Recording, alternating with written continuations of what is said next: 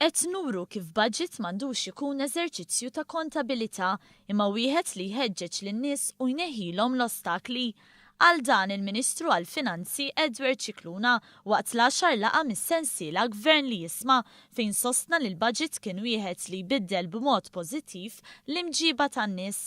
Huwa tkellem dwar 3 dokumenti maħruġa l-ġimgħa mill-Kummissjoni Ewropea u stqar li Malta mixja l quddiem fil-bilanċ makroekonomiku kif iddikjarat mill-Kummissjoni Ewropea stess.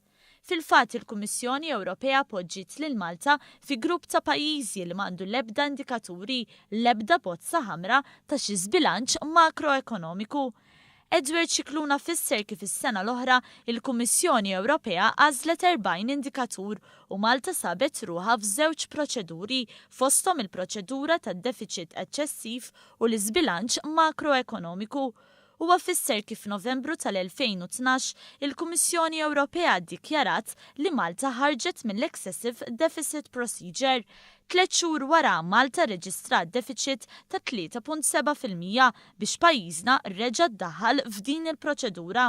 Is-sena li għaddiet id-deficit niżel għal 2.7% u din is-sena il-Kummissjoni Ewropea qed timmira li Malta jkollha deficit ta' 2.5% fl-istess waqt li l-Gvern qed jimmira għal deficit ta' 2.1%. Temi oħra li tkellem dwarhom il-Ministru Scicluna huma l-miżuri li qed jixprunaw l-ekonomija Maltija b'mod speċjali dawk immirati lejn in-nisa biex iħeġġuhom jidħlu fid-dinja tax-xogħol.